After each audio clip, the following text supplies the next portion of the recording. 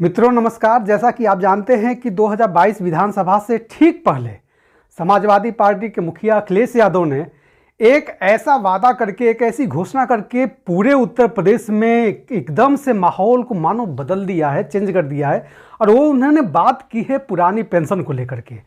उन्होंने एक press conference करके एक बहुत बड़ा वादा किया। हमारी जो कम से कम 12 साल का जो संघर्ष था, जिसमें हम लोगों ने पुरानी पेंशन को लेकर के सरकार के सामने बार बार धरना दिए, प्रदर्शन दिए, आंदोलन किए, ज्ञापन दिए, लेकिन सरकार ने हमारी बातों को कभी नहीं सुना। लेकिन ऐसा हुआ है इस बार कि चुनाव से ठीक पहले समाजवादी पार्टी ने ऐसा वादा करके कि हम सभी शिक्षकों कर्मचारियों को पुरानी पेंशन देंगे, एक तहलका मचा दिया है और उसका साफ असर देखा जा सकता है। अभी हमने फेसबुक पे एक बहुत बड़ा एक सर्वे किया था। उस सर्वे में ये खुल के आया कि पूरे प्रदेश के ये जो शिक्षक कर्मचारी हैं, लगभग 94% शिक्षक कर्मचारियों ने कहा है कि हम पुरानी पेंशन के लिए वोट देंगे इस बार। तमाम मुद्दे हैं, लोग सवाल खड़ा कर रहे हैं कि ये कैसे, आखिर कैसे ये पूरा कर पाएंगे, क्या ये इनको पूरा करने का क्या राइट है, अधिकार है, राज्य कहाँ तक पुरानी पेंशन को बहाल कर सकता है। आज हम सारी बातों पे चर्चा करेंगे। इससे पहले मैं आप सभी को बता दूं कि एक आरटीआई के द्वारा एक आरटीआई मांगा गया था वित्त मंत्रालय भारत सरकार से, और भारत सरकार ने ऐसा कहा था कि राज्य चाहे तो अपने पार्टिकुलर जो भी राज्य है, जो भी स्टेट है, वहाँ पे पुरानी पेंशन लागू कर सकता है। ये कहीं डिबेट की प्रश्न ही नहीं है कि क्या राज्य को अधिकार है कि नहीं। ऐसे सवाल खड़ा करे वो जानिए कि उसको पेंशन में कम रुचि है, उसको पॉलिटिकल रूप देने का उसको ज़्यादा रुचि है। ठीक है, वो ऐसा वित्त मंत्रालय ने आरटीआई के जवाब में उन्होंने कहा है कि राज्य चाहे तो पुरानी पेंशन बहाल कर सकती है। एक बात तो ये हो गया। दूसरी बात आती है, कुछ लोग कहते हैं कि पुरानी पेंशन बहाल होगी तो राज्य के ऊपर बहुत फाइनेंशियल बर्डन होगा, बहुत आर्थिक बोझ आएगी। ऐसा कुछ भी नहीं है। ऐसे लोग कहने वाले भी इसके बारे में कुछ नहीं जानते हैं। क्यों, मैं आप सभी को बताता हूं। आप समझिए, पुरानी पेंशन को जब हटाया गया, जब न्यू पेंशन लाया गया, तो क्या आप जानते हैं कि ये कर्मचारी शिक्षकों के लिए ये पेंशन स्कीम आया था? बिल्कुल नहीं। ये पेंशन स्कीम शिक्षकों कर्मचारियों के लिए नहीं था, बल्कि ये पेंशन स्कीम किसके लिए था? तो ये उद्योगपतियों को, कारपोरेट घरानों के लिए ये स्कीम था। स्कीम यह था कि जो कर्मचारी का जो 10% जो उसका वेतन है, 10% वेतन कटौती जो है उसके कर्मचारी के फंड वेतन से कर लिया जाए। और साथ ही ये जो 14% गवर्नमेंट कंट्रीब्यूशन होता है, जो एम्प्लॉयर्स कंट्रीब्यूशन होता है, ये मिला के 24% कहाँ जाता है? ये जाता है कारपोरेट घरानों को। और ये वो कारपोरेट घरानों पर उस पे किसके रिस्क पे? हमारे रिस्क पे, हम शिक्षक कर्मचारियों के रिस्क पे जाता है। ऐसा उसमें नोटिफिकेशन में साफ लिखा था कि ये जो है, ये जो भी कंट्रीब्यूशन ये हो रहा है, जिस फंड में इसको निवेश किया जा रहा है, दरअसल वो किसके रिस्क पे होगा? हमारे रिस्क पे। यानी अगर वो कंपनी डूब जाती है, शेयर डूब जाता है, तो उसका कोई जवाबदेह न गवर्नमेंट होगी और न पार्टिकुलर कोई कंपनी जिसमें वो पैसे निवेश किए गए। पहली बात तो ये। दूसरी बात यह कि जो वो आप पैसा वो जो निवेश किया जाता है, जो पूरा पैसा फंड हमको मिलता है रिटायरमेंट के समय, जो पूरा पैसा मिलता है, 60% पैसा हमको मिल जाता है, 40% का हम जो है पेंशन एन्युटी बांट लेते हैं। तो मित्रों, आप ये कदापि ना सोचें कि 10% आपका, 14% गवर्नमेंट का, कुल 24% जो है आपके प्राण में जमा हो रहा है, वो पैसा जो है निवेश किया जा रहा है, अच्छा खासा उसका मिलता होगा इंटरेस्ट वगैरह। और बुढ़ापे में जो है, आप जब रिटायरमेंट का जो समय आएगा, आपके पास बहुत पैसे होंगे। ये तो कदापि मत सोचिए कि क्योंकि वो पैसे बढ़ नहीं रहे हैं, वो पैसे दिखाए, वो काल्पनिक रूप से वो दिखाए जाते हैं कि नहीं, वो पैसा आपका लगभग इस रेशियो से बढ़ रहा है। वो टोटल आपका कितना पैसा हुआ ये समझ में आएगा कब? जब आप रिटायरमेंट होंगे तब। तो जब रिटायरमेंट जब होंगे आप, तब देखा जाएगा कि वो जो पार्टिकुलर जो पैसा जो शेयर में निवेश किया गया है, तो आपका जो नेट एसेट वैल्यू है वो क्या है। ऐसा भी हो सकता है कि नेट एसेट वैल्यू एनएवी के आधार पे जो है, जितना पैसा आपका जमा हुआ है, जितना गवर्नमेंट ने कंट्रीब्यूशन किया है, 24% जमे हुए हैं, ऐसा भी संभव है कि ब्याज मिलना तो दूर की बात है, कहीं आपका पैसा गायब ना हो जाए। लिहाजा जो तमाम तरह की चीजें हैं, उन चीजों को लेकर के ही ये 12 साल का संघर्ष जो हुआ है, कोई साधारण चीजों, अगर इसमें हमारी फायदा होता तो हम संघर्ष करते क्यों, हम आंदोलन करते क्यों?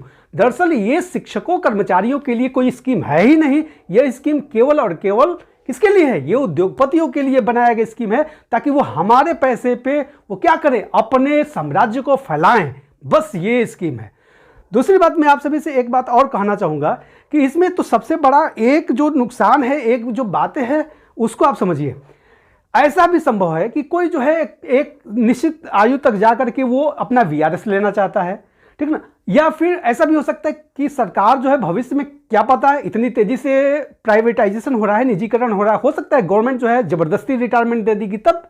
तो आप समझिए कि ये जो न्यू पेंशन स्कीम है, जब तक आपकी आयु कम से कम 60 साल न हो जाए तब तक जो है आपको एनपीएस का पूरा लाभ नहीं मिलने वाला है। मान लीजिए कि गवर्नमेंट ने आपको 55 साल पर रिटायरमेंट कर दिया तब, तो एनपीएस का ये जो रूल्स है इसके हिसाब से जो है आपको 60% पैसे आपके फंड में वापस नहीं किए जाएंगे, बल्कि आपको मात्र 20% पैसे मिलेंगे और 80% का आपको क्या करना पड़ेगा, पेंशन एन्युटी लेना पड़ेगा आपको। तो इस तरह की तमाम तरह की दिक्कतें हैं। मान लीजिए आपको वीआरएस लेनी होगी तो भी ये एनपीएस जो है उसमें बाधा बनेगा, क्योंकि आपका जो मिलने वाला जो फंड है, जो पैसा है, आपको उचित पैसा नहीं मिल पाएगा, आपको मिलेगा केवल 20%। तमाम तरह की बातें हैं। आप ऐसे समझ लिए कि जो आप जाइए तमाम तरह के गूगल पे सर्च करिए, आप पाएंगे कि 20 लाख रुपए का जब आप पेंशन एन्युटी खरीदते हैं तो महीने का कितना पेंशन मिलता है आपको, मात्र 9,500 से लेकर के 10,500 रुपये तक का आपको पेंशन बनेगा। मान लीजिए ये 10,000 रुपये महीने का पेंशन बनेगा 20 लाख रुपए इन्वेस्ट करने के बाद, और 20 लाख के इन्वेस्ट करने के बाद 10,000 रुपये का कीमत क्या होगा उस जमाने में जब आप रिटायरमेंट लेंगे। और मैं बता दूं कि वो फिक्स होगा, वो कभी बढ़ेगा नहीं। यानी 60 साल की आयु में भी आपको 10,000 रुपया भी मिलेगा।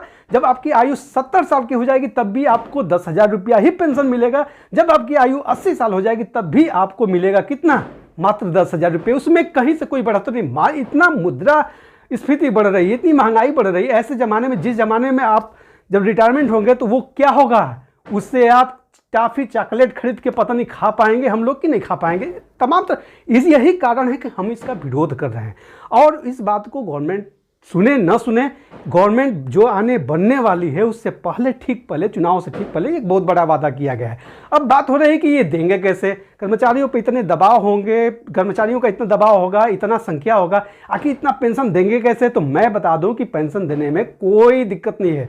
ये जो पुरानी पेंशन, नई पेंशन, ये जो बहाली की बातें हो रही, पुरानी पेंशन में सरकार के ऊपर कोई फाइनेंशियल बर्डन नहीं है। मैं बताता हूं क्यों। क्योंकि सरकार जो है ऑलरेडी 12 लाख पेंशनर्स को पेंशन दे रही है, ठीक है। तो आज समझिए कि डुअल बर्डन है गवर्नमेंट के ऊपर। एक तो 12 लाख कर्मचारियों को सरकार पेंशन दे रही है, ऊपर से 16 लाख कर्मचारी शिक्षकों के क्या कर रही है, खाते में 14% भेज रही है प्राण में। यानी गवर्नमेंट जो है एक तरफ 12 लाख कर्मचारी शिक्षकों जो रिटायर हो चुके हैं, जो पेंशनर्स हैं, उनको पेंशन दे रही है, दूसरी 14% जो हमारे खाते में भेज रही है। तो ये बताइए, उसको तो डबल उसको खर्च हो रहा है। अब सोचिए क्या है कि इन्होंने वादा किया, कहा कि हम एक कॉर्पस फंड बनाएंगे। अब इसको भी बहुत लोग नहीं समझ पा रहे कि ये कॉर्पस फंड क्या है। आज के इस वीडियो में मैं आपको वो भी बता दूंगा कि कॉर्पस फंड है क्या। मैं आपको बताता हूं कि कॉर्पस फंड क्या है। दरअसल जब ये घोषणा की जा रही थी अखिलेश यादव के द्वारा, तो उन्होंने काफ़ी दूर तक, मैं तो कहूँगा कि बहुत प्रोग्रेसिव अप्रोच के साथ उन्होंने इस बात को उन्होंने कहा। ऐसा नहीं, ये चुनाव जो हो रहा है 2022 से लेकर 2027 तक होने वाला है, और जो न्यू पेंशन स्कीम के तहत जो कर्मचारी शिक्षक रिटायर होंगे उनकी संख्या अभी फिलहाल न के बराबर है। ऐसा माना जाता है, जो सरकार के पास जो रिकॉर्ड्स हैं वो रिकॉर्ड बोलता है कि 2030 के बाद, अभी तो 2005 से नई पेंशन स्कीम आई है, लिहाजा कही जा रही है कि 2030 के बाद रिटायरमेंट की संख्या, जो लोग रिटायर होंगे उनकी संख्या 2030 के बाद बढ़ेगी। तो अब ऐसे समझिए आप कि जब 2022 का ये इलेक्शन है, 27 तक अखिलेश यादव 5 साल तो आराम से शासन करते, लेकिन उन्होंने कॉर्पस फंड की बात की है, वो बहुत दूर तक की बात की है कि हो सकता है गवर्नमेंट बदले, गवर्नमेंट आती है जाती है, तमाम तरह की बात, लेकिन ये जो लोग हैं, ये लोग आने वाली सरकारों के ऊपर बोझ न पड़ जाए, इसलिए उन्होंने कॉर्पस फंड की बात की है। और मैं इसको बहुत ही प्रोग्रेसिव अप्रोच का मैं कहूँगा, उसने बहुत दूर तक हमारी बातों को सोचा है। ये कॉर्पस फंड क्या है इसको समझिए। यह एक प्रकार का ऐसा फंड है जिसमें आप सोचिए, इसमें होगा क्या, होगा ये कि जो गवर्नमेंट हमको 14% देती है, जो प्राण में पैसे भेजती है, जो एनपीएस के तहत 14% जो पैसे भेजती है, उन 14% पैसे को वो प्राण में न भेज के वो इस फंड में भेजेंगे, ठीक ना। ऑलरेडी समझिए कि 2005 से लेकर आज तक जो है गवर्नमेंट का जो कंट्रीब्यूशन 14% है वो 14% हो चुका है। कितना पैसे जानते हैं? लगभग माना जा रहा है कि 60 से 75 ऐसा माना जा रहा है कि लगभग 75,000 करोड़ रुपए 75,000 करोड़ रुपए गवर्नमेंट के पास वो पैसे इकट्ठे हो चुके हैं, ठीक ना।